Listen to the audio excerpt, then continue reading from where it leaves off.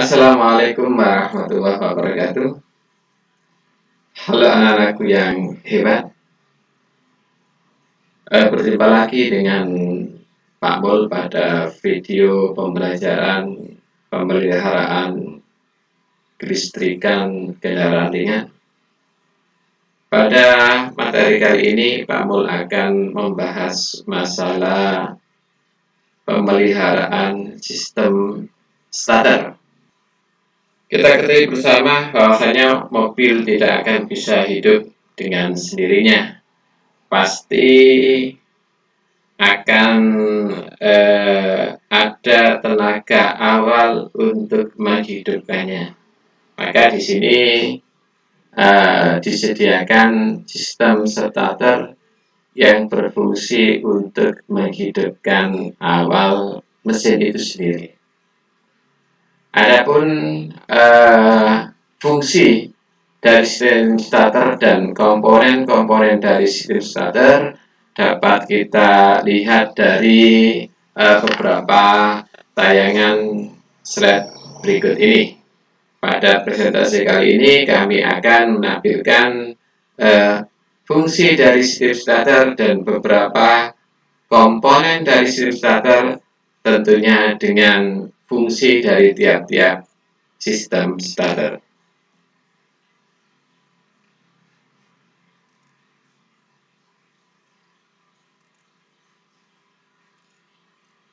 Sistem starter mempunyai fungsi untuk menghidupkan awal mesin. Bagian-bagian dari sistem starter meliputi satu, ada kunci kontak atau ignition switch, di mana fungsi dari kunci kontak adalah untuk menghubungkan dan memutuskan arus listrik dari baterai ke komponen kelistrikan lainnya.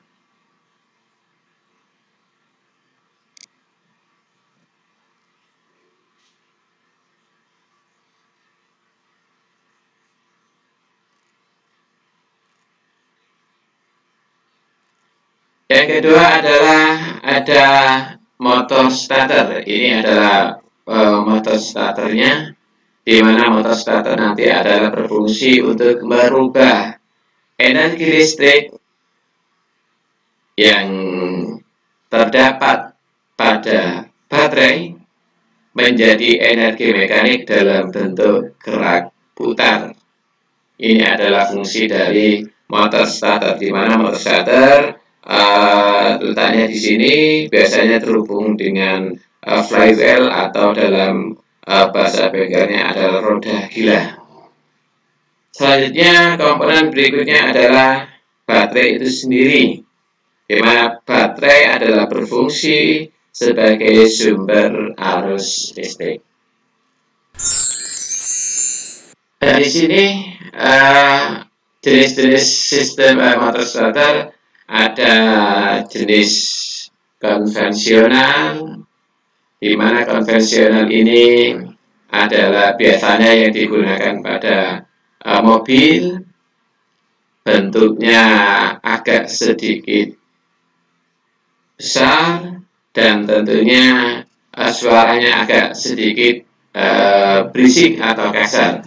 Nah, rata-rata mobil-mobil lama masih menggunakan jenis motor starter konvensional. Sedangkan jenis yang kedua adalah jenis reduksi. Ini adalah jenis reduksi. Biasanya kebanyakan mobil-mobil baru sudah menggunakan jenis reduksi, di mana di sini terdapat beberapa gigi-gigi reduksi. Tujuannya adalah untuk memperkuat momen puntir dari motor starter ini. Kelebihannya adalah suaranya lebih halus dan dengan daya yang sama, maka konstruksi dari motor starter jenis reduksi akan semakin kecil. Bagian-bagian dari motor starter meliputi di sini ada armatur atau dalam orang bengkel bilang namanya anker, di mana fungsi dari armatur adalah untuk merubah energi listrik menjadi energi mekanik dalam bentuk gerak putar. Nah, ini bentuknya seperti ini. Armatur terdiri dari sebatang besi yang berbentuk silinder dan diberi slot-slot. Ini slot-slot. Ada porosnya, ini poros atau shaft, dan ada komutator. Ya, ini yang dikatakan dengan komutator, serta adanya kumparan armatur. Ini kumparan armatur. Ya, ini terbuat dari besi bulat yang berfungsi nanti seperti yang saya sampaikan tadi adalah merubah energi listrik, energi listrik menjadi energi mekanik. Nanti akan kita praktekkan bagaimana cara pengetesan dari armatur atau anker. Oke, selanjutnya adalah di sini ada komponen yang namanya brush. Brush atau sikat arang. Nah, di sini fungsi dari sikat arang adalah untuk meneruskan. Ini fungsinya adalah untuk meneruskan arus listrik dari field coil ke armatur coil melalui atau ke massa melalui komutator.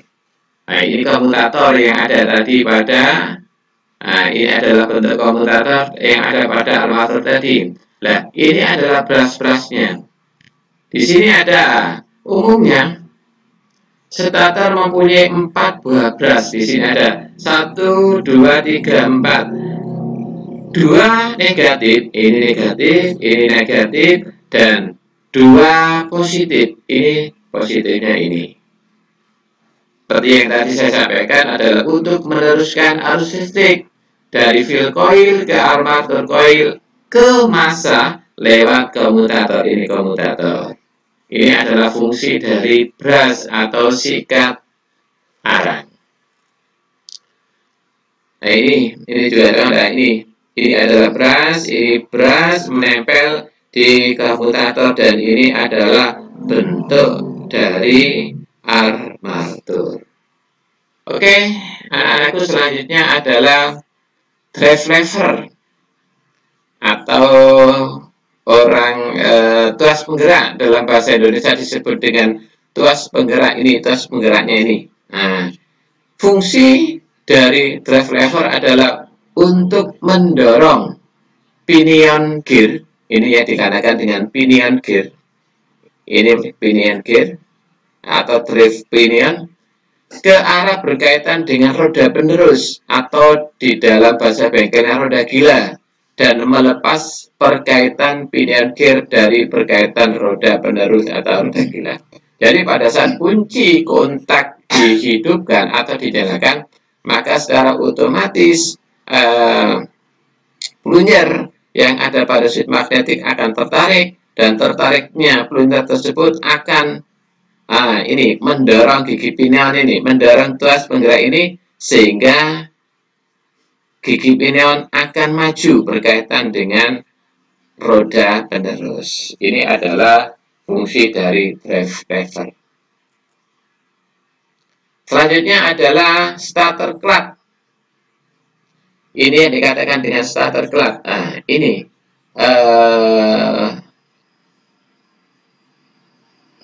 berada di dekat dengan gigi pinion, di mana fungsi dari starter clutch adalah untuk memindahkan momen puntir yang dihasilkan oleh armatur shaft yang tadi kita sebutkan pertama kali kepada roda penerus, dan sehingga dapat berputar. Starter clutch juga berfungsi sebagai pengaman dari armatur apabila roda penerus cenderung memutarkan pinion gear. Jadi nanti di sini adalah memindahkan momen puntir yang dihasilkan oleh armatur shaft, sehingga nanti gigi pinion akan terdorong ke depan dan berkaitan dengan roda penerus. Oke, komponen selanjutnya adalah sheet magnetic line. Ini yang sangat berpengaruh terhadap kinerja dari motor starter tersebut. Maka di sini ada yang namanya sheet magnetic. Saklar magnet digunakan untuk menghubungkan dan melepaskan pinion gear ke dari roda penerus sehingga mengalirkan arus listrik yang besar. Nah, ini yang besar pada sirkuit motor starter melalui terminal utama. Perlu diketahui anak-anakku, di sini ada 3 buah terminal. Ya, ini ada terminal yang kita lihat di sini kecil. Ini terminal C, yang besar ini adalah terminal 30 dan terminal C. Maaf, tadi di sini ada terminal 50 ya. Ini adalah terminal C, di mana terminal 30 akan terhubung dengan positif baterai. Ingat sekali lagi, terminal 30 akan terhubung dengan positif baterai. Terminal C, konektor ini terhubung dengan motor starter, dan terminal 50 yang kecil ini terhubung dengan positif baterai lewat kunci kontak. Kalau terminal 50 ini mungkin kalian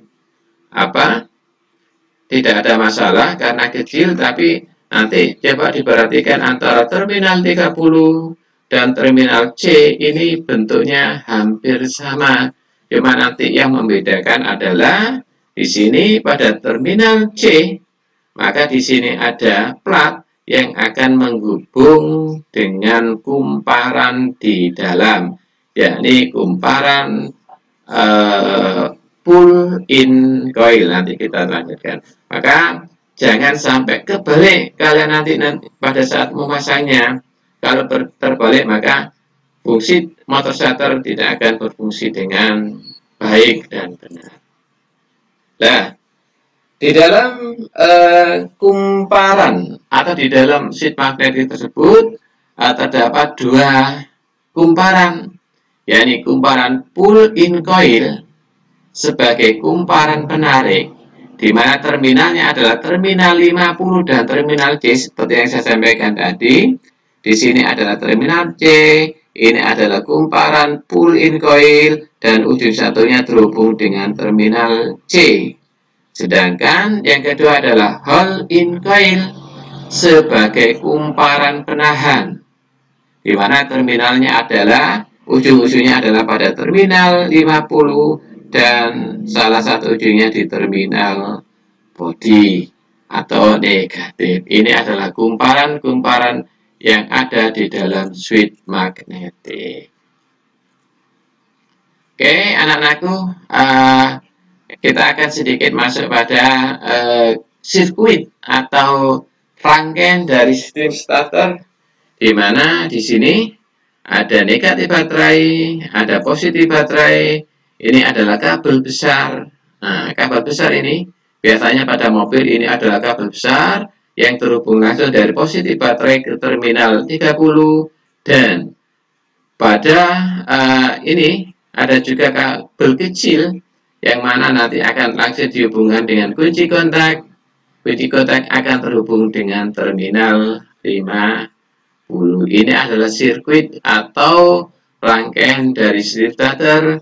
Di sini ada armatur, ada sikat yang sudah tadi kita sampaikan. Di sini pun juga ada yang namanya field coil yang berfungsi untuk menghasilkan medan magnet dan sebagainya.